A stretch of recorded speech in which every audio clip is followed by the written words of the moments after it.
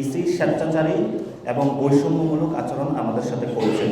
আপনি যদি ব্যাখ্যা দিতে না পারেন তাহলে ইলেকশনাল কমিশনার হিসাবে আপনার ওই চেয়ারে থাকার কোনো বৈধতা নাই। প্রতীক প্রশ্নে আমরা কোনো ছাড় দিব না এনসিপির পক্ষ থেকে। আপনারা জানেন কয়েকদিন আগে ইলেকশন কমিশনকে আমরা একটা চিঠি দিয়েছিলাম, শাপলা পেতে কোনো আইনি বাধা নেই বা অন্য কোনো প্রেশার ফিল তাদের করা উচিত না বলে আমরা এই মর্মে একটি চিঠি দিয়েছিলাম।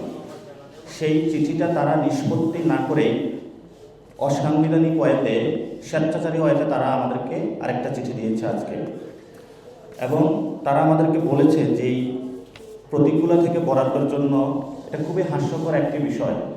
আমরা যখন 21তম বিংশ শতাব্দীতে বসবাস করছি, তারা সেখানে আমাদের প্রতীকের তালিকায় রেখেছে আলমিরা, উট পাখি, কাপ পিরিচ, থালাবাটি, এই ধরনের যেগুলো আমাদের অলরেডি সোসাইটি থেকে অবসোলেট হয়ে যাচ্ছে, এই ধরনের প্রতীক রেখেছে। অর্থাৎ তারা যে সংশোধিত প্রতীক করেছে ইলেকশন কমিশন, সেখানে তারা জনগণের ম্যান্ডেট এবং ডিমান্ডকে তারা রেসপেক্টফুল ওয়েতে নেয়নি। সামাজিক যে আমাদের সোশ্যাল যে ভ্যালুসগুলো রয়েছে সেই বিষয়গুলো তারা সম্মান করে নাই। তা আমরা সেই জায়গায় আমাদের বক্তব্য হলো, প্রতীক প্রশ্নে ইসি স্বেচ্ছাচারী এবং বৈষম্যমূলক আচরণ আমাদের সাথে করছে। আমরা এই গণঅভ্যুত্থানের পরে বাংলাদেশে একটি স্বাধীন নির্বাচন কমিশনের দাবি জানিয়েছিলাম। নির্বাচন কমিশন যে সকল কার্যক্রমে তাদের হাতে নিয়েছে তা আমাদের সংবিধানকে প্রশ্ন করে, এবং বর্তমান যে ইলেকশন কমিশন রয়েছে তা একটি স্বেচ্ছাচারী এবং দলীয় বাহিনীর একটি দলীয় অফিসে পরিণত হচ্ছে। আমরা গত 2 মাস ধরে চলা তাদের সাথে যে আলোচনা, সেখানে আমরা তাদের যুক্তিতর্কগুলো খণ্ডন করেছিলাম। প্রথমে তারা সাংবিধানিক প্রশ্ন এনেছিল যে আমাদের যে ন্যাশনাল প্রতীক রয়েছে সেখানে শাপলা রয়েছে, কিন্তু তারা বলেছে তারা শুধু শাপলা ছাড়া অন্য কিছু দেখতে পায় না। আপনারা এখানে দেখতে পাবেন যে এখানে উপরে তারা রয়েছে, এই তারাটা জাতীয় সমাজতান্ত্রিক দল জেএসডির প্রতীক হিসাবে ইসি থেকে তারা নিবন্ধন পেয়েছে। তারপরে হলো এই প্রতীকের মধ্যে আপনারা দেখতে পাচ্ছেন যে এখানে হলো ধান রয়েছে, যেটা তো স্পষ্টত দেখা যায়। এখন তারা যদি ইসি যদি না দেখতে পারে তাহলে তো তাদেরকে ব্লাইন্ড টেস্ট করাতে হবে। যারা যদি কোনো একটা প্রতীক না দেখতে পারে তারা তো বিভিন্ন ডকুমেন্টসও ভুল করবে। এই জন্য আমরা আবেদন জানাচ্ছি ইসির যারা বিভিন্ন কমিশনারের দায়িত্ব রয়েছেন তাদেরকে তাদের চোখে ব্লাইন্ড টেস্ট করাতে হবে, তারা যদি এই প্রতীকগুলো দেখতে না পারে। আপনারা দেখতে পাচ্ছেন বিএনপির যে ধান রয়েছে এই ধানটা কিন্তু এখান থেকে নেওয়া হয়েছে, ফলত তারা একটা অ্যাডভান্টেজ অলরেডি পাচ্ছে। এবং জিয়াউর রহমান যখন ক্ষমতায় এসেছিলেন সেই সময় সামরিক কায়দায় কিন্তু এটা নিয়েছিলেন। তারা আমাদেরকে আরেকটা জিনিস তারা বলেছে যে বিভিন্ন প্রতিষ্ঠানের যে প্রতীকগুলো রয়েছে সেই ক্ষেত্রে তাদের কিছু বাধা বিপত্তি রয়েছে। আপনারা দেখতে পাচ্ছেন তারা ডিজিএফআই কথা বলেছে, ডিজিএফআই এখানে শাপলা প্রতীক রয়েছে, আবার এই তারার একটি চিহ্নিত রয়েছে, কিন্তু তারাটা কিন্তু জেএসডি তারা প্রতীকে তারা তাদের প্রতীক পেয়েছে। আবার আমরা যদি যাই তাহলে দেখবেন যে আমাদের যে বাংলাদেশের বিমান বাহিনী রয়েছে, বিমান বাহিনীর প্রতীকের মধ্যে ঈগল রয়েছে, কিন্তু এই ঈগল প্রতীকটি হলো আমার বাংলাদেশ পার্টি এবি পার্টি পেয়েছে। ফলত আমরা তাদের যতগুলো যুক্তি তর্ক রয়েছে সবগুলোই খণ্ডন করেছি। আপনারা যে দেখেন পুলিশের যে নতুন লোগোটা এসেছে এখানেও কিন্তু ধান রয়েছে, এই যে 2 পাশে ধান স্পষ্টত দেখা যায়। ফলত আমরা মনে করি এই সময়ে এসে ইসি একটি দলের পক্ষে পক্ষপাতমূলক অবস্থান নিয়েছে এবং তাদেরকে অ্যাডভান্টেজ দিচ্ছে। আপনারা জানেন যে জামায়াত ইসলামীর লোগো হলো দাড়ি পাল্লা। এই দাড়ি পাল্লা যে প্রতীকটা রয়েছে বাংলাদেশের যে বিচারালয় রয়েছে প্রত্যেকটা বিচারালয়ে প্রত্যেকটা জায়গায় কিন্তু এই প্রতীকটা রয়েছে, কিন্তু সেগুলো ইসি আসছে না।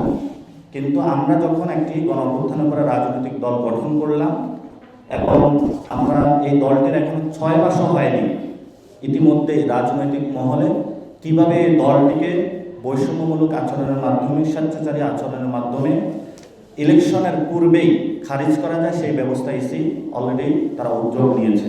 আপনারা জানেন আমাদের জাতীয় ফল হল কাঁঠাল, এই কাঁঠাল কিন্তু জাতীয় পার্টির প্রতীক হিসাবে রয়েছে। আমরা তাদের সকল যুক্তিতর্ক খণ্ডন করেছি। পরিশেষে তারা মিডিয়ার সামনে একটি বক্তব্য দিয়েছে যে ইলেকশন কমিশন ব্যাখ্যা দিতে পারবে না। আপনি যদি ব্যাখ্যা দিতে না পারেন তাহলে ইলেকশনাল কমিশনার হিসাবে আপনার ওই চেয়ারে থাকার কোনো বৈধতা নাই, আপনাকে অতি দ্রুতই পদত্যাগ করতে হবে। আপনি জনগণের যখন ট্যাক্সের টাকায় ওই চেয়ারে বসেছেন, ওই জনগণের ট্যাক্সের টাকা নিয়ে যখন আপনি বেতন নিচ্ছেন, এই বেতনের টাকা নিয়ে আপনাকে সংবিধান অনুযায়ী চলতে হবে, দেশের যে আইন রীতিনীতি রয়েছে সেটা অনুযায়ী চলতে হবে। ইতিমধ্যে আমরা কয়েকটা জায়গা শুনতে পেয়েছি এবং ইসিও বলেছে তারা বিব্রত ফিল করছে।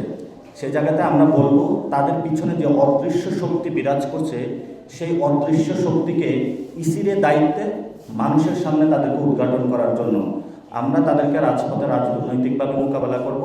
যতটুকু সাংবিধানিক অধিকার রয়েছে, গণতান্ত্রিক প্রক্রিয়া রয়েছে, সব একসাথে নিয়ে আমরা ঐক্যবদ্ধভাবে আমাদের যে প্রতীক, আমাদের যে অধিকার প্রশ্নে আমরা হলো রাজপথে থাকব। প্রশ্ন আসে যে প্রতীক যদি ইসি না দেয় তাহলে আমরা কী করব? সেই জায়গাতে জাতীয় নাগরিক পার্টির বক্তব্য হলো আমরা জনগণের ভোগান্তি চাই না প্রতীক প্রশ্নে। আমরা জনগণকে সাথে নিয়ে সাংবিধানিক এবং গণতান্ত্রিক প্রক্রিয়ায় যতটুকু আমাদের সক্ষমতা রয়েছে এবং দেশীয় যে আইন রয়েছে তার ভিতরে আমরা আমাদের প্রতীক প্রশ্নে আমাদের এই সংগ্রাম আমরা জারি রাখব।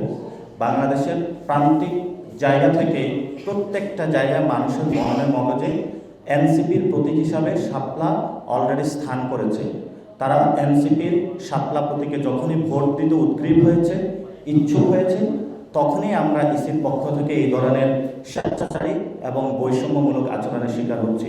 এজন্য আমাদের দেশবাসীর কাছে আহ্বান থাকবে, যে কোনো ন্যায্য অধিকারের প্রশ্নে আমরা যারা মজলুম রয়েছি, ইসির মতন যারা জালেম রয়েছে, ইসির পিছনে যারা জালেমের ভূমিকা পালন করছে, তাদেরকে আপনারা প্রতিহত করুন। আপনার ট্যাক্সের টাকা যে প্রতিষ্ঠান চলে, ইসিকে সাংবিধানিক প্রতিষ্ঠানে রূপান্তরে আমাদের লড়াইয়ে যোগ দিন।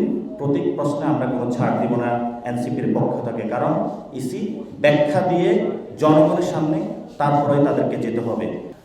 আমরা আমাদের প্রথম যে চিঠিটা দিয়েছিলাম সেখানে পরবর্তীতে চিঠিটা আমরা সংশোধন করেছি। আমাদের প্রথম হলো শাপলা, তারপরে সাদা শাপলা, তারপরে লাল শাপলা, এবং ওই চিঠিটাই বলবৎ রয়েছে। ওই চিঠিটা তারা এখন আমাদের উত্তর দেয় না, উত্তর না দিয়ে আমাদেরকে আরেকটা চিঠি ইস্যু করেছে, যেটা একটা স্বেচ্ছাচারী সিদ্ধান্ত। তাদেরকে প্রথমে ওই চিঠিটার উত্তর হলো আমাদেরকে দিতে হবে। আর আমরা শাপলা পেতে কোনো আইনি বাধাও দেখছি না, কোনো রীতিনীতির বহির্ভূত কোনো কাজও দেখছি না। ইসি বরঞ্চ এখানে একটি স্বৈরাচারীমূলক এবং বৈষম্যমূলক আচরণ করছে। তাদেরকে আচরণ পরিহার করে দেশের এবং জনগণের পক্ষে দাঁড়ানোর জন্য আমরা তাদের কাছে আবেদন করছি।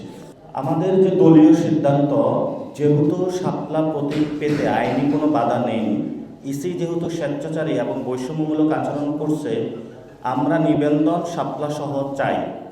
এবং এই ক্ষেত্রে ইসি যদি স্বাধীন প্রতিষ্ঠান হিসাবে কাজ না করে, তাহলে আমরা মনে করি যে নির্বাচনও সুন্দর এবং সুষ্ঠুভাবে আসলে আয়োজন করা তাদের পক্ষে সম্ভব নয়। এটা প্রাথমিক যে আলামত, এটা এই প্রতীক প্রশ্নে ফুটে উঠেছে। ফলত সেখানে আমাদের যদি তারা স্বাধীন প্রতিষ্ঠান হিসাবে কাজ না করতে পারে, ইলেকশনের ক্ষেত্রে আমাদের রিজার্ভেশন থাকবে। সেই ইলেকশন কমিশন বর্তমানে রয়েছে, এটা কিন্তু বিভিন্ন দুইটি দল ভাগ বটোয়ারা করে নিজেদের মধ্যে দিয়েছে। এই ইলেকশন কমিশনের অলরেডি আমরা জানিয়েছিলাম যে কিছু ইলেকশন কমিশনার এখান থেকে পদত্যাগ করতে হবে, যারা দলীয় জায়গার ভূমিকা পালন করছে। বর্তমান যে এক্সিস্টিং ইলেকশন কমিশন রয়েছে, তাদের অধীনে সুষ্ঠু নির্বাচন অসম্ভব এবং বাংলাদেশে একটি সুষ্ঠু নির্বাচন হতে পারে না। ইলেকশনের পূর্বে এই ইসির যারা কমিশনার রয়েছেন, কিছু কমিশনার পদত্যাগ করে যারা নিউট্রাল রয়েছে তাদেরকে নিয়োগ দিতে হবে। এবং বর্তমানে যিনি চিফ কমিশনার রয়েছেন, উনি অনেক ভদ্র ভাষায় কথা বলেন, কিন্তু ওনার কাজে কর্মে কোনো আমরা ভদ্রতা পাই না। উনি নিউট্রাল জায়গায় নেই এবং তার সবগুলো কাজ আমরা একটি দলের পক্ষে দেখতে পাচ্ছি এবং সেটা একটা এজেন্সির পক্ষে দেখতে পাচ্ছি। সেই জায়গা থেকে সাংবিধানিক প্রতিষ্ঠানে বসে ওনার জায়গায় উনি নিউট্রাল বা নিরপেক্ষ থাকা উচিত। এবং যদি কোনো রাজনৈতিক দলের ক্ষেত্রে কোনো বৈষম্যমূলক উনি আচরণ করে থাকে, উনি এভাবে মিডিয়ায় বলতে পারবে না যে ব্যাখ্যা দিতে পারবে না। ওনাকে অবশ্যই ব্যাখ্যা দিতে হবে এবং জবাবদিহিতার আওতায় আসতে হবে। এবং যদি উনি জবাবদিহিতার না আসে, তাহলে হয়তো বা আমরা ইলেকশন কমিশন ঘেরাও দিয়ে ওনার পদত্যাগ করতে বাধ্য করবো ওনাকে।